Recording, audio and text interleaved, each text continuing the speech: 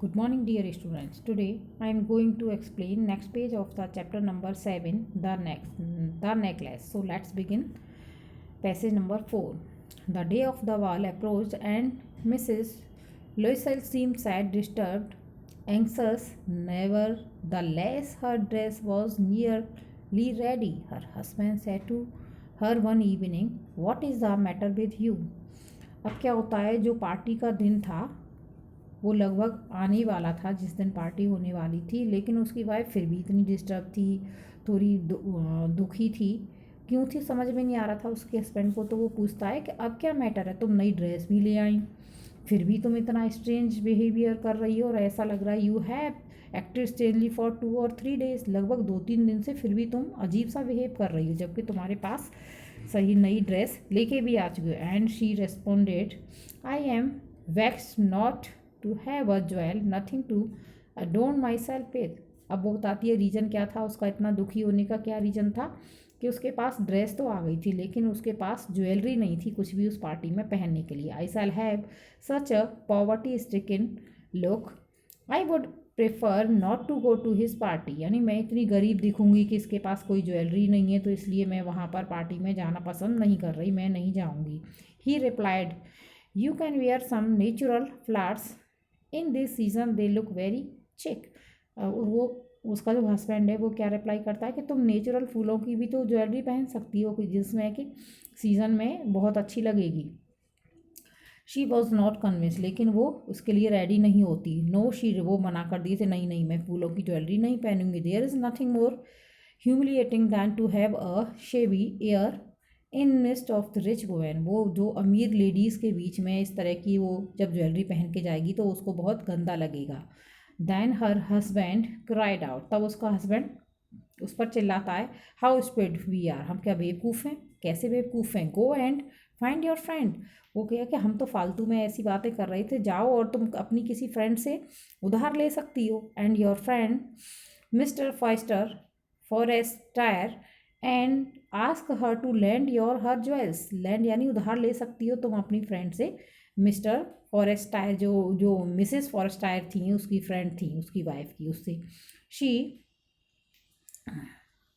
She uttered a cry of Joy. उसको भी ध्यान में नहीं आ रहा था तब से कि अपनी फ्रेंड से वो उधार भी तो ले सकती है ज्वेलरी पहनने के लिए, लेकिन तब से उसके भी माइंड में नहीं था। वो भी इतनी हैप्पी होती है और चिल्लाती है, हाउ स्पीड वी आर, हम कितने बेवकूफ़ थे। Go and it is true, वो कहिए हाँ ये तो सही बात है कि मैं अपनी फ्रेंड से भी तो ला सकती हूँ। She said and I had not thought of them, मैंने अब तक पहले क्यों नहीं सोचा इसके बारे में। The next day she took herself to her friend's house and reached her and related her story of distress. तो अपनी फ्रेंड के घर जाती है और अपने दुख की वजह उसे बताती है। Mrs Forestier went to her closet, वो जाती है अपनी अलमारी से out a large jewel case, और एक बड़ा सा ज्वेलरी का बॉक्स निकाल के लेके आती है उसकी friend. Brought it, open it and said choose my dear, और उसे खोलती है, कहती है इसमें से, मेरी दोस्त अपनी फ्रेंड से कहती है कि इसमें से कोई भी तुम सेलेक्ट कर लो, जो तुम्हें अच्छा लग रहा है ज्वेलरी उसमें से सेलेक्ट कर लो। Come to the next page.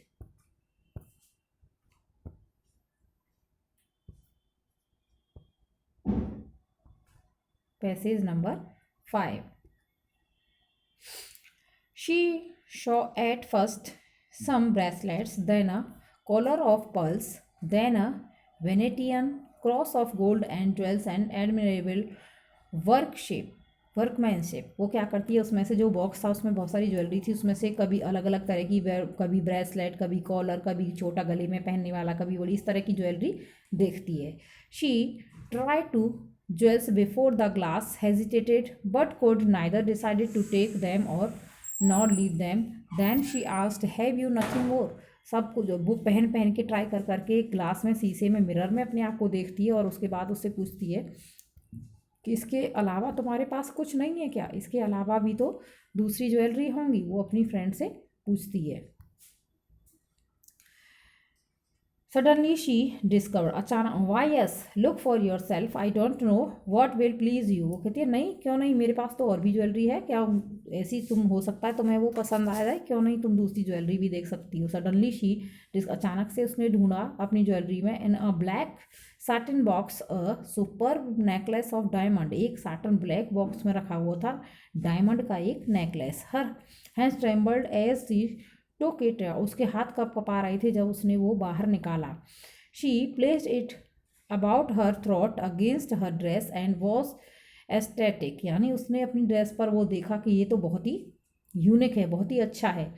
Then she asked in hesitating voice, full of anxiety, could you lend me this? Only this? Why, yes, certainly. वो कहती क्या तुम मुझे, थोड़ी हेजिटेशन होती, उसे लगता है इतना महंगा डायमंड का सेट है, मैं इसे कैसे मांगूँ।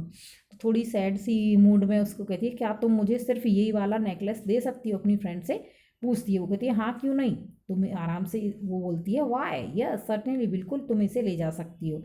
She fail upon the neck of her friend, वो अपनी फ्रेंड के गले लगती है, उसको हक करती है, embraced with her passion, then went away with her treasure, और उसे लेके उस खजाने को यानी डायमंड नेकलेस को अपने घर बहुत खुशी खुशी चली जाती है। The day of the ball arrived, party का दिन आ जाता है। Mrs Loisel was a great success, she was the prettiest of the elegant. वो उस दिन वो बड़ी खुश होती है क्योंकि जो भी वहाँ पर उसको बहुत ज़्यादा तारीफ़ कर रहे थे, बहुत स्माइलिंग और जॉय मूड में रहती है, बहुत खुश होती है क्योंकि सब उसकी तारीफ़ करते हैं वहाँ पार्टी में। All the man noticed her, हर कोई उसे नोटिस करता है। Asked her name and wanted to be presented, हर कोई उसका नाम पूछता है, उसके बारे में पूछता है, तो वो वैसा ही चाहती थी हमेशा हर किसी का अट्रैक्शन उसे मिले। She dance with enthusiasm intoxicated with pleasure, thinking of nothing but all this admiration, the victory so completed and sweet to her heart। यही तो वो चाहती थी, आखिरकार उसकी जीत होती है, और वो जो अपनी एडमायर चाहती थी तो वो कम्प्लीटली बहुत हर्टली स्वीट बिहेव करती है और बहुत अच्छा उसे फील होता है। So come to the next passage number 6। She went home towards 4 o'clock in the morning, वो सुबह के 4 बजे अपने घर जाते हैं पार्टी ख़त्म करके। Her husband had been half asleep in one of the little saloons since midnight, उसको लगभग आधी नींद में होते हैं, थक जाती हैं जाने की, जब अपने घर जाने वाले होते हैं। With their other gentleman whose wives were enjoying themselves very much, यानी वो दूसरे लोगों के साथ जो अपनी वाइफ के साथ खुद अच्छे से एंजॉय कर रहे थे, लेकिन उस हस्बैंड को तो नींद आ रही थी। He threw around her shoulders the moist wrapped and her had carried those poverty classed with the elegance of ball costume. She wished to hurry away in order to not to be noticed by the other women who were wrapping themselves in rich furs, यानी वो जल्दी से वहाँ से निकल लेते हैं जब उसको लगता है कि उसका हस्बैंड तो सोने की इसी कंडीशन में था, उसको अपने हस्बैंड को लेके वहाँ से जल्दी से निकल जाती है, जबकि जो अदर पर्सन्स थे वो बड़े ही आराम से वहाँ से अपनी वाइफ्स के साथ में जा रहे थे। Loisel detained her, wait said he, I am going to call a cab, वो कहती है वेट करो, अभी मैं जल्दी से कैब बुला के लाती हूँ, गाड़ी। लेकिन she would not listen and descended the steps rapidly. When they were in the street they found no carriage and they began to seek for one, hailing the coachman whom they saw at the distance, यानी रास्ते में उन्हें जब वो जा रहे थे जल्दबाजी में, उन्हें कुछ गाड़ी वगैरह कुछ नहीं मिली और वो गली में पैदल ही दोनों चले जाते हैं। दे सो एट अ डिस्टेंस, थोड़ी दूर पर जाके उन्हें एक कोचमैन जो है गाड़ी वाला दिखाई देता है, जिससे कि वहाँ से वो उस गाड़ी में जा सकते थे। So I have completed passage number 6. Next day I will provide you next video of this chapter.